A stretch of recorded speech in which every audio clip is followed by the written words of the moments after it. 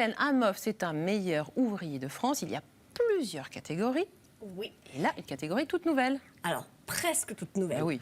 Les meilleurs ouvriers de France, primeurs. Donc primeurs, marchands des 4 saisons, fruitiers. Ils ont plein de noms. On y va presque tous les jours. Et finalement, on ne les connaît pas forcément bien. Et surtout, on a du mal à repérer les excellents. Alors, il y a cette catégorie, meilleurs ouvriers de France, qui a été créée pour eux en primeur. Donc, en 2011, c'était la première édition. Ouais. Le concours a lieu tous les 4 ans. 2015, on vient d'avoir donc la 2e édition et il y en a 5 qui ont été récompensés. Vous pouvez aller les yeux fermés. Oui, donc vous allez nous parler de ces 5-là, forcément, et de leur créativité, de leurs innovations. Hein. Absolument, ils font des choses extraordinaires. Mais d'abord, une petite question comme ça, un petit quiz. Les primeurs en France ? Il y en a beaucoup. Hein. Beaucoup. Ouais, c'est une habitude. Hein. 14 600 points de vente. Oui, ça ne m'étonne pas. Dont 10 164 sur les marchés, et puis donc presque 4 000, un peu plus de 4 000, pardon, où ce sont les boutiques en dur où vous allez un petit peu tous les jours, j'espère. Mais Et bien sûr, sur voilà. Campagne TV, on va directement au producteur, on achète local, au marché et chez nos amis primeurs, bien évidemment. Alors, ça représente à peu près quel pourcentage de notre consommation de fruits et légumes? Parce qu'on ne va pas tous, bien sûr, voir les primeurs. c'est 30% hein, Pas de fruits et légumes qui sont vendus comme ça chez les primeurs. Ça fait quand même 2 millions de tonnes chaque année, c'est pas mal. Il faut que ce soit en augmentation pour la prochaine fois. Hein. Donc je compte sur vous, vos entourages, tous les spectateurs de Campagne TV. Voilà. Il faut absolument qu'on soit à plus de 30% pour la prochaine édition en 2019. Eh ben on s'y engage, voilà. On a encore 4 ans pour réussir et relever ce pari. On se donne rendez-vous dans 4 ans. 4 ans. Allez. D'ici là, je vous présente mes 4 lauréats de cette année. Et il y a une fille. Il y a une fille, bien ça sûr, fait il y a une plaisir. fille. Mes 5 lauréats. Je n'arrive plus à compter. Moi, je vous ai dit 4, ils sont 5. Non, Ça va pas du tout, hein. ça. Enfin, 4 garçons et une fille. Ou alors, je ne comptais que les hommes. Mais bien sûr, ça c'est tout vous, hein, Hélène.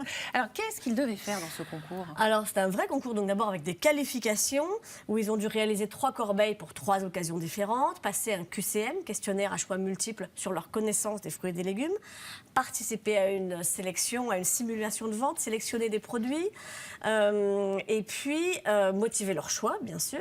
Ça, c'était pour les présélections. Et puis, il y a eu, le jour de la finale, 14 candidats, donc, et seulement 5 lauréats. Les voilà.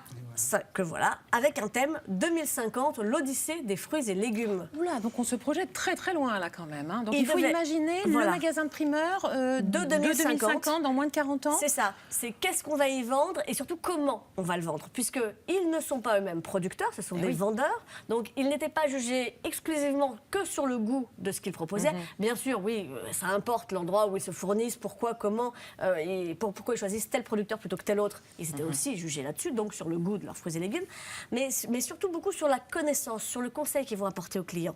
Et ça, pour ça, vraiment, c'était important parce que c'est ce qui leur a permis de faire des œuvres d'art, des cuillères, des sirops sphérifiés, vous savez, c'est gelé comme ça. Et il y a une première lauréate là, alors c'est qui? Dites-nous. Alors ma première lauréate, Catherine Botti. Alors c'est une Savoyarde de Chambéry qui a imaginé cette boutique nomade en bois qu'on voit là, qui est très écolo, avec des roues, puisqu'elle se promène de village en village. Ça, c'est pour le côté très traditionnel, finalement, d'aller au-devant des consommateurs, de lutter aussi contre une certaine désertification, très bien, mais avec des étiquettes de produits connectés, parce que c'est quand même pour 2050, donc qui permettent d'informer, d'obtenir des recettes. Voilà, elle mixe le passé, le futur, c'est assez intelligent. Donc avec le smartphone, on pourra cliquer sur le légume ou sur le fruit et on aura des recettes, des informations sur le produit. Vous achetez 1 kilo de noix, il y a systématiquement la petite étiquette qui vous dit ce que vous allez faire avec vos noix si vous n'avez pas envie juste de les manger comme ça. Alors après les noix, un lauréat qui m'a l'air fort doué, et qui vient d'un pays où il y a des noix aussi, il vient d'Isère. C'est Maxime Lafranceschina de Cessinet qui a imaginé, lui, une primeurothèque, donc une officine de produits et légumes avec des produits rares, bons pour la santé, et puis qui sont éventuellement mixés entre eux dans ces boules de verre que vous voyez là, pour qu'il y ait déjà le bon mélange qui va être parfait pour le cœur, le foie, la tête alouette, tout ce qu'il vous faut. Voilà, et ça, c'est vraiment bravo Maxime. Alors, ensuite, on a Laurent Benakila, Champagne-au-Mont-d'Or dans le Rhône, qui lui superpose ses fruits et ses légumes en toute transparence dans des cubes en verre. Ça va plaire à Sandrine. Moi, j'aime ça. Ouais, ça mais m'étonne surtout, pas. ce qui va vous plaire encore plus, Sandrine, c'est que ce verre, il est recyclable, il est auto-nettoyant et il est photochromique. Donc, les fruits et légumes qui sont là peuvent être en pleine lumière, voire en plein soleil, si c'est dans une vitrine, ça ne pose aucun problème, ils sont préservés des UV. Toutes les vitamines restent là. C'est vraiment une très très bonne idée. Et le petit dernier, c'est ça? Il nous en reste combien? Non, il nous reste encore deux. Vous n'aurez pas le temps, il reste 1 minute. Si, on a encore Giraud Jérôme Durquet dans les Pyrénées-Atlantiques qui lui fait grimper salade et fraisier sur un mur végétalisé avec une rôtissoire à ananas et plein de bonnes idées, des smoothies, plein de choses pour consommer tout de suite dès qu'on en a envie, vite sur place.